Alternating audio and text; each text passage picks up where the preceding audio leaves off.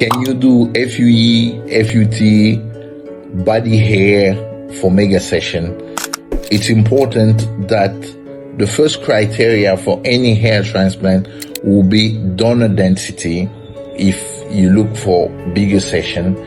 If you have to add FUT, you need a good donor laxity, but the number of hair per follicular unit, what we call the calculated density, it's important so you can have a meaningful result when you have to do this big nose scale. In case you're going to do combo, the height of the donor will also be important, the age of the patient, because if the patient is younger, half of his donor may be gone 10, 20 years down the line. So you cannot really do a mega session on a younger patient because half of the donor may not be there in a couple of years.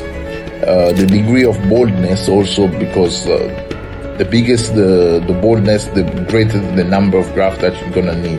And also I always say realistic expectation. If someone wants a hairline at 5 centimeters from the eyebrows, it's not gonna make sense if they know it's 6 or 7.